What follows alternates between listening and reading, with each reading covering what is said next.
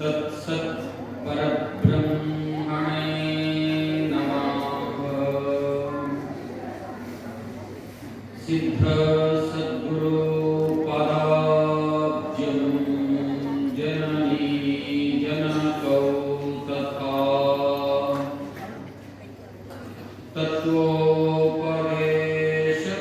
तत्त्वोपदेशकर्तारं नत्वा भक्तिपुरस्सरम्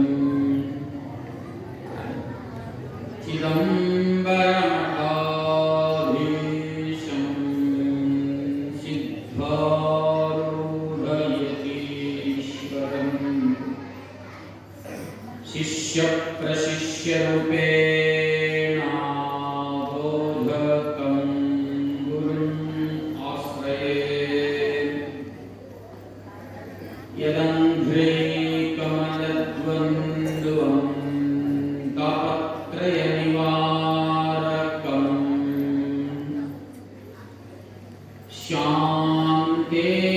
शान्तेकपदं देवं सिद्धारूढमहं भजे।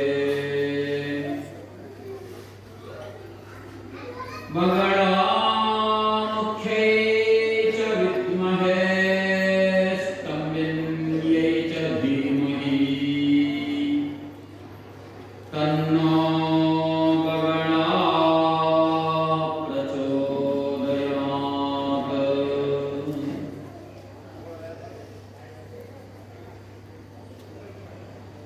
परम पूज्य प्रातस्मरणीय शिवावतारी अद्वैत सार्वभौम चक्रवर्ती अनंत लीला मूर्ति महामहिम पुरुषा जगद्गुरु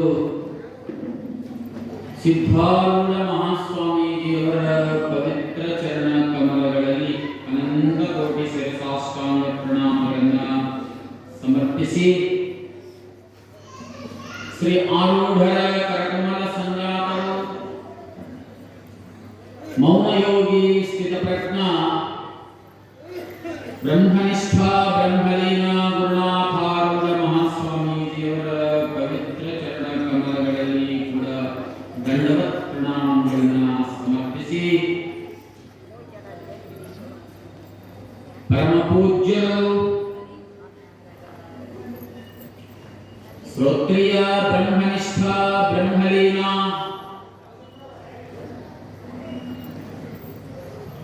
ಅಶ್ರು ವಿಮೋಚನೆ ರುದ್ರಹ ಎಂತೆಂದ ಹಾಗೆ ಎಲ್ಲರ ಭವದುಃಖವನ್ನ ನಿವಾರಣೆ ಮಾಡುವಂತಹ ಬ್ರಹ್ಮಲೀನ ಅವಧೂತೇಷು ಅನ್ಯತಮಃ ಶ್ರೀ ರುದ್ರಾವಧೂತರ ಪವಿತ್ರ ಚರಣ ಕಮಲಗಳಲ್ಲಿ ಕೂಡ ದಂಡವತ್ ಪ್ರಣಾಮಗಳನ್ನು ಸಮರ್ಪಿಸಿ ಪರಮ ಪೂಜ್ಯರು ಶ್ರೋತ್ರಿಯ ಬ್ರಹ್ಮನಿಷ್ಠರು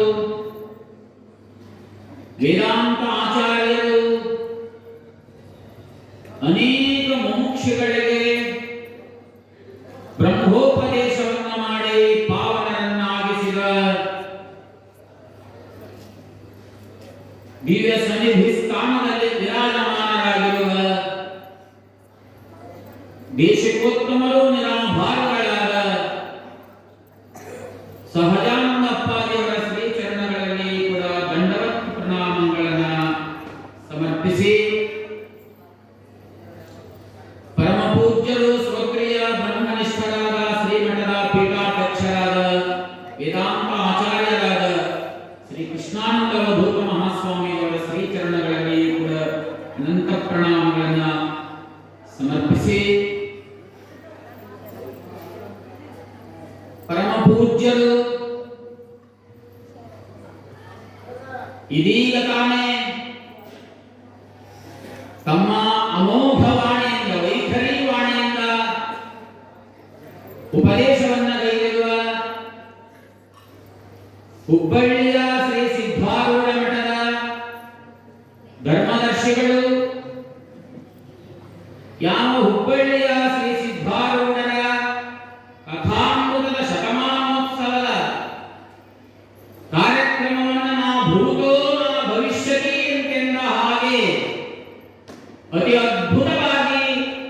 ಸಿದ್ಧಾರೂಢರ ಕೃಪಾಶೀರ್ವಾದದಿಂದ ಸಾಂಗೋಪಾಂಗವಾಗಿ ಸಿದ್ಧಾರೂಢರ ಪ್ರೇರಣೆಯಿಂದಲೇ ಕಾರ್ಯಕ್ರಮವನ್ನ ಅಮೋಘವಾಗಿ ಮಾಡಿರುವಂತಹ ವೇದಾಂತಿಗಳು ವೈಖರಿವಾಣಿಯಿಂದ ಬ್ರಹ್ಮೋಪದೇಶವನ್ನ ಮಾಡಿರುವ ನಾನೇನು ಕೆಲವೊಂದು ವಿಷಯ ಹೇಳಬೇಕು ಅನ್ಕೊಂಡಿದ್ದೆ, ಅವರನ್ನು ಹೇಳೇ ಬಿಟ್ಟಿದ್ದಾರೆ.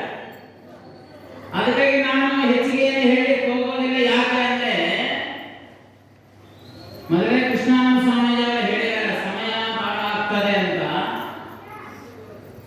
ಯಾಕಂದ್ರೆ ಇದು ನನಗೆ ಬಹಳ ಇಷ್ಟವಾಗಿರುವಂತಹ ವಿಷಯ ಗೀತಾ.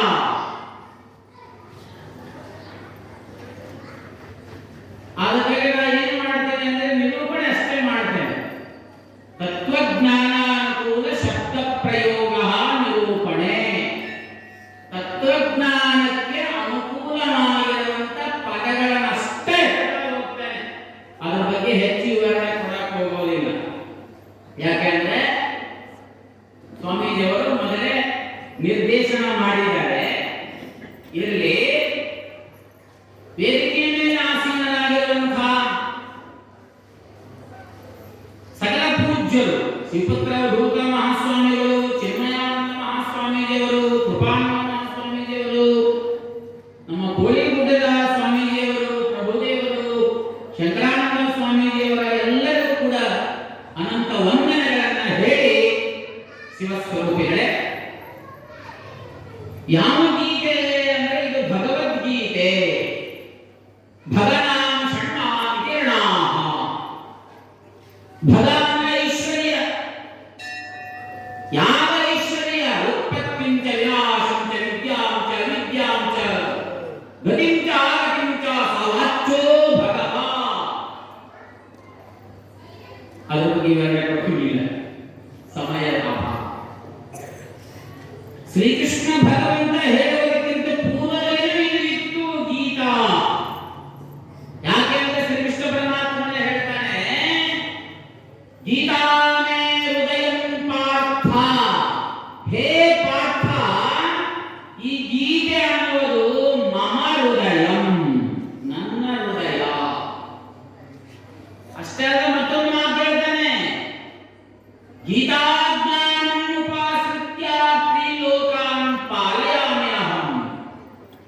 ಭಗವಂತ ಹೇಳ್ತಾನೆ ಶ್ರೀಕೃಷ್ಣ, ಈ ಗೀತೆಯ ಜ್ಞಾನವನ್ನ ಆಶ್ರಯ ಮಾಡಿಕೊಂಡು ನಾನು ಏನು ಮಾಡ್ತಾ ಇದ್ದೇನೆ? ತ್ರಿಲೋಕಾನ್ ಪಾಲಯಾಮಿ.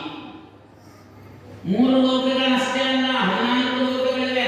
ಅಕಳ ವಿಕಳ ಸುಕಳ ಪಾತಾಳ ಕಾತಳ ಮಹಾಕಳ ರಸಾತಳ ಭೋಃ ಭುವಃ ಮಹಃ ಜನಃ ತಪಃ ಸತ್ಯಂ ಅಂತ 14 ಲೋಕಗಳನ್ನ 3 ಲೋಕಗಳಲ್ಲಿ ಅಂತಃಪಾತಿಯಾಗಿ ಮಾಡಿದಾಗ ಅದಕ್ಕಾಗಿನೇ ತ್ರೈಲೋಕ್ಯ. ತ್ರಿಲೋಕಾನ್ ಪಾಲಯಾಮಿ. ಏನನ್ನ?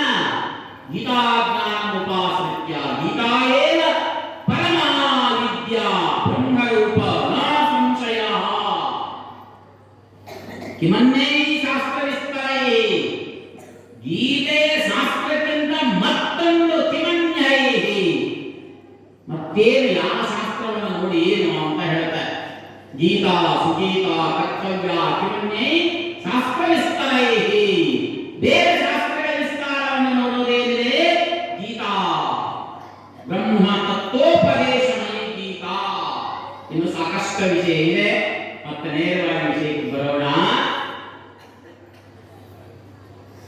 ಭಗವಂತ ಬಹು ಸುಂದರವಾದ ವಿಷಯವನ್ನ ಈ ಜಗತ್ತಿಗೆ ಪ್ರಸ್ತುತಪಡಿಸಿದ್ದಾನೆ. ಇವತ್ತೇನು ಅಧಿಕರಣ ಮಾಡಿಟ್ಟುಕೊಂಡಿದ್ದಾರಲ್ಲ, ಈ ಶ್ಲೋಕಕ್ಕಿಂತ ಪೂರ್ವದಲ್ಲಿ ಮೇಲಿನ ಶ್ಲೋಕ ಏನು ಹೇಳ್ತಾರೆ ಅಂತ ಹೇಳಿದ್ರೆ, ತ್ರಿಗುಣೈ ಗುಣಮಯೈ ಭಾವೈ ಏವಿಃ ಸರ್ವಮಿದಂ ಜಗತ್. ಸರ್ವಮಿದಂ ಜಗತ್ ತ್ರಿಗುಣೈ ಭಾವೈ. ಸರ್ವಮಿದಂ ಜಗತ್ ಬರೀ ಈ ಭೂಲೋಕ ಅಷ್ಟೇ ಹೇಳಿಲ್ಲ. ಸರ್ವಮಿದಂ ಜಗತ್ ಅಂದ್ರೆ ಏನರ್ಥ? ಎಲ್ಲ ಲೋಕಗಳ ಸರ್ವಮಿದಂ ಜಗತ್. ಈ ಏನು ಎಲ್ಲ ಲೋಕ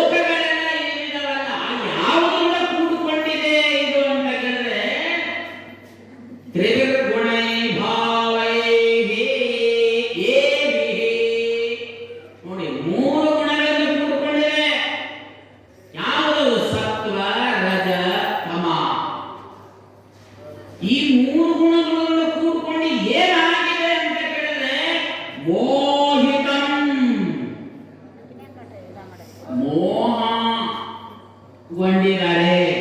ಸತ್ವ ರಜ ತಮ. ಇನ್ನೂ ಮುಂದೆ ಸ್ವಲ್ಪ ಸೂಕ್ಷ್ಮವಾಗಿ ವಿಚಾರ ಮಾಡಿ ನೋಡಿದರೆ ನಿರ್ಗುಣನಾಗಿರುವಂತಹ ಯಾವ ದೇವನಲ್ಲಿ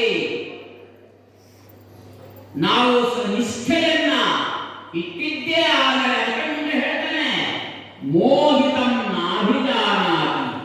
ಈ ಮೂರು ಗುಣಗಳಿಂದ ಕೂಡಿಕೊಂಡು ಎಲ್ಲರೂ ಮೋಹಕ್ಕೊಳಗಾಗಿದ್ದಾರೆ. ಯಾಕ? ಮೋಹ ಏವ ಮಹಾಮೃತ್ಯು. ಮೃತ್ಯು ರೂಪವಾಗಿರುವಂತ ಮೋಹಕ್ಕೆ ಒಳಗಾಗಿದ್ದೇವೆ ನಾವೆಲ್ಲ. ಆದ್ದರಿಂದ ಆ ಮೋಹದಿಂದ ಬಿಡುಗಡೆಯನ್ನು ಹೊಂದಬೇಕಂದ್ರೆ ಏನು ಮಾಡಬೇಕು ಅಂದ್ರೆ ಮಾಂ ಏಭ್ಯಃ ಪರಮವ್ಯಯಂ. ಅವ್ಯಯನಾಗಿರುವಂತ ವ್ಯಯ. ವ್ಯಯ ಅಂದ್ರೆ ನಾಶ. ವ್ಯಯ ಅಂದ್ರೆ ಸಾಮಾನ್ಯ ಶಬ್ದದಲ್ಲಿ ನೀವು ಖರ್ಚು ಅಂತ ಹೇಳ್ತೀರಿ. ಇಲ್ಲಿ ವ್ಯಯ ಅಂದ್ರೆ ನಾಶ. ಅವ್ಯಯ ಅಂದ್ರೆ ನಾಶರಹಿತನಾಗಿರುವಂತ ನನ್ನಲ್ಲಿ ನೀವು ಶರಣಾಗತರಾಗಿದ್ದೇ ಆದರೆ ಮೋಹಿತಂ ನ, ನೀವು ಮೋಹಕ್ಕೊಳಗಾಗುವುದಿಲ್ಲ. ಶರಣಾಗತರಾಗಿ ಅನ್ನೋದು ಏನರ್ಥ? ಅದು ಮುಂದೆ ಇದೆ, ಮುಂದೆ ಹೇಳ್ತಾನೆ. ಮುಂದಿನ ಶ್ಲೋಕದಲ್ಲಿ ಏನ್ ಹೇಳ್ತಾನಂದ್ರೆ ಅದಕ್ಕೆ ಬಿಟ್ಟೆ ಅದನ್ನ ಮುಂದಕ್ಕೆ ಹೋಗೋಣ. ಯಾಕಂದ್ರೆ ಇವತ್ತು ಅಭಿಪ್ರಾಯ ಮಾಡಿಟ್ಟುಕೊಂಡಿರುವಂತಹ ವಿಷಯ 10 ನಿಮಿಷದಲ್ಲಿ ಹೇಳಿ ಮುಗಿಸ್ಬಿಡ್ತಾನೆ. ವಿಷಯ ಇದೆ, ಸಾಕಷ್ಟು ಇದೆ. ಭಗವಂತನೇ ಅಷ್ಟೇ ಅಲ್ಲ, ಶಂಕರರು ಭಾಷ್ಯ ಬರೆದರೆ ಅದಕ್ಕೆ 8 ಜನ ಆಚಾರ್ಯರಲ್ಲದೆ ಅನೇಕ ಆಚಾರ್ಯರು ಇವತ್ತಿಗೂ ಕೂಡ ವ್ಯಾಖ್ಯಾನವನ್ನು ಮಾಡ್ತಾನೆ ಇದ್ದಾರೆ. 8 ಜನ ಆಚಾರ್ಯರು ಒಬ್ಬರಿಗಿಂತ ಭಿನ್ನ ಭಿನ್ನವಾಗಿ ವ್ಯಾಖ್ಯಾನವನ್ನು ಮಾಡಿದ್ದಾರೆ. ಇರಲಿ ಆ ವಿಷಯ. ದೈವೀ ಹೇಷ ಗುಣಮಯಿ ಮಮ ಮಾಯಾ ದುರತ್ಯಯ ಮಾಮೇವ ಯೇ ಪ್ರಪದ್ಯಂತೆ ಮಾಯಾಮೇತಾಂ ಪರಂತಿತೆ. ನೋಡಿ, ದೈವೀ ಹಿ ಏಷ. ನೋಡಿ ಹೀ ಅಂತ ಏನು ಹೇಳಿದಾರಲ್ಲ, ಅಲ್ಲಿ ಹೆಂಗಿದೆ ಅಂದ್ರೆ ಅನೇಕ ಆಚಾರ್ಯರು ಎಷ್ಟು ಸುಂದರವಾಗಿ ನಮಗೆ ತಿಳಿಸಿಕೊಡ್ತಾರೆ. ಇದನ್ನು ಹೀಗೆ ಅರ್ಥೈಸಿಕೊಳ್ಳಿ, ನಿಮ್ಮ ಮನದಂಡ ಹಾಗೆ ನೀವು ಅರ್ಥೈಸಿಕೊಂಡರೆ ಅದು ಸಮಂಜಸವಲ್ಲ ಅಂತ ಹೇಳ್ತಾರೆ. ನೋಡಿ ದೈವಿ, ನೋಡಿ ಏನು ಹೇಳ್ತಾರೆ ನೋಡಿ, ಪದ ಹೇಗೆ ಪ್ರಯೋಗ ಮಾಡಿದ್ದಾನೆ ಭಗವಂತ. ದೈವಿ ಹಿ ಏಷ ಗುಣಮಯಿ ಮಮ ಮಾಯಾ. ಮಮ ಮಾಯಾ ದೈವಿ. ಮಮ ಮಾಯ ನೋಡಿ, ದೈವಿ ಅಂತ ಹೇಳಿದ ಮತ್ತು ಮಮ ಅಂತ ಹೇಳಿದ. ಯಾಕಂದ್ರೆ ಹೇಳಿದ ಭಗವಂತ ದೈವಿ ಅಂದ್ರೆ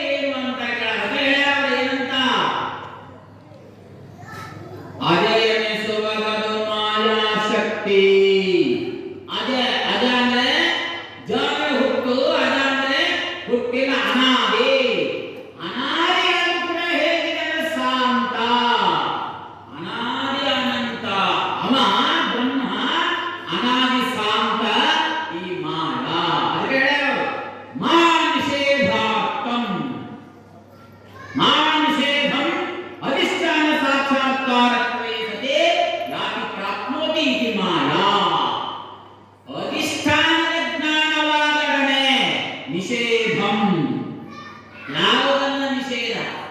ಯಾವುದೇನು ಭ್ರಮ ಆಗಿತ್ತಲ್ಲ ಅಧಿಷ್ಠಾನ ಜ್ಞಾನ ಆದೊಡನೆ ಭ್ರಮದಲ್ಲಿ ಅವಕಾಶ, ಭ್ರಮದ ಅವಕಾಶ ಇಲ್ಲ. ಅದಕ್ಕೆ ಮಾಯಾ ಅನ್ನುವಲ್ಲಿ ಮಾ ನಿಷೇಧಂ, ಮಾ ಯಾ ಯಾ ಮಾ ಯಾವುದಿಲ್ಲ ಅದೇ ಮಾಯಾ. ಮತ್ತೆ ಮಾಯಾ ಇಲ್ಲ ಅಂತ ಹೇಳ್ತೇನೆ, ಮಾಯಾ ಅಂತ ಹೇಳ್ತೇನಲ್ಲ ಇದು ಹಂಗೆ ಅಂತ ಅದರಲ್ಲಿ ಬಹಳ ಬಹಳ ವಿಷಯ ಸೂಕ್ಷ್ಮವಾಗಿದೆ. ಅಷ್ಟೇ ಅಲ್ಲದೆ ಅದನ್ನ ನಿಜಕೊಂಡು ಹೇಳಿದವರು ನಮ್ಮ ಶರಣ ಹೇಳಬಿಟ್ರೆ ಅವ್ರು ಏನಂತ, ಅದೇ ಎನಿಸುವುದು ಮಾಯಾ ಶಕ್ತಿ, ಅದುವೇ ಜಗತ್ ಕಾರಣವಾಗಿರುವುದು. ಹಂಗೆ ಜಗತ್ ಕಾರಣ ಅಭಿನ್ನ ನಿಮಿತ್ಯೋಪಗಾನವಾಗಿ ಕಾರಣವಾಗಿದೆ. ಅಷ್ಟೇ ಅಲ್ಲದೆ ಅದರಿಂದ ಪ್ರಕೃತಿ ಎನಿಸಿಕೊಳ್ಳುತ್ತಿರುವುದು. ಪ್ರಕೃತಿ ಅಂದ್ರೆ ತ್ರಿಗುಣಗಳಿಂದ ಕೂಡಿಕೊಂಡಿರುವಂತದ್ದು ಗುಣಮಯಿ. ಅದಕ್ಕಾಗಿ ಹೇಳಿದ್ರು ಗುಣಮಯಿ ಅಂತ ಹೇಳಿದ್ರು. ಅಷ್ಟೇ ಅಲ್ಲದೆ ಮತ್ತೇನು ಹೇಳ್ತಾರೆ ಅಂತ ಹೇಳಿದ್ರೆ ನಾನತ್ವಕ್ಕೆ ಕಾರಣವಾಗಿರುವುದು, ಆನಂದಾಚ್ಛಾದಕವಾಗಿರುವುದು. ತಾನು ಆನಂದ ಸ್ವರೂಪವೇ ಆಗಿದ್ದರೂ ಕೂಡ ನಾನು ಆನಂದ ಸ್ವರೂಪನಲ್ಲ ಅಂತ ಹೇಳುವಂತವರಾಗಿದ್ದಾನೆ. ಅಷ್ಟೇ ಅಲ್ಲದೆ ಮತ್ತೇನು ಹೇಳ್ತಾರೆ, ಸದ್ಭಾವವನ್ನು ನಿಲ್ಲಿಸುತ್ತಿರುವುದು, ಚಿದ್ಭಾವವನ್ನು ಮುಸುಕಿರುತ್ತಿರುವುದು, ಮಾನ್ಯನೇ ಉಳ್ಳ ಬ್ರಹ್ಮವನ್ನಿಲ್ಲೆನಿಸುವುದು, ಎಲ್ಲರ ಲೋಕವನ್ನುಂಟೆನಿಸುವುದು, ಮಾನ್ಯನೇ ಇದು ನಿನ್ನನೇ ನೆಮ್ಮಿಗುವುದು, ಅನ್ಯಾನನ್ಯೇತರ ಮಾಡಿರುವುದು. ನೋಡಿ ಹೇಗೆ ಇದನ್ನ ಹೇಗೆ ಅಂದ್ರೆ ಸತ್ಯಂತಲೋ ಅಸತ್ಯಂತಲೋ ಸದಸತ್ಯಂತ, ಸತ್ಯಂತಲೋ ಅಸತ್ಯಂತಲೋ ಸದಸತ್ಯಂತ, ಭಿನ್ನವೆಂತಲೋ ಅಭಿನ್ನವೆಂತಲೋ ಭಿನ್ನಾಭಿನ್ನವೆಂತಲೋ, ನಿರವಯವ ಸಾವಯವವೆಂತಲೋ ನಿರವಯವವೆಂತಲೋ ಸಾವಯವ ನಿರವಯವವೆಂತಲೋ ಕೂಡ ಹೇಳಲಿಕ್ಕೆ ಬರುವುದಿಲ್ಲ.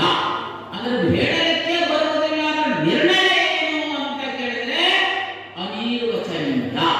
ಅನಿರ್ವಚನೀಯ ಅಂದ್ರೆ ಏನು? ಇನ್ನು ಮುಂದಿನ ನಾಳೆ ವಿಷಯಗಳು ಸ್ವಲ್ಪ ಅನ್ವಯ ಆಗುವಂತ ರೀತಿಯಲ್ಲಿ ನಮ್ಮ ಕೃಷ್ಣಾನಂದರು ಅತಿ ಅದ್ಭುತವಾಗಿರುವಂತ ಇದು. ಅದಕ್ಕಾಗಿ ಈ ವಿಷಯಕ್ಕಿಂತ ಮೊದಲೇನಿದೆ ಅರ್ಥಾತ್ ಬ್ರಹ್ಮ ಜಿಜ್ಞಾಸ ಅನ್ನೋದ ಅಧಿಕಾರಿಯಾಗಿ ಇವೆಲ್ಲವನ್ನ ಚಿಂತನಾ ಮಾಡಬೇಕು. ಅಧಿಕಾರಿ ಸಾಧನ ಚತುಷ್ಟಯ ಸಂಪನ್ನನಾದವನ ಅಧಿಕಾರಿಯಲ್ಲಿ ಅನೇಕ ಸಾಕಷ್ಟು ವಿಷಯ ಇದೆ.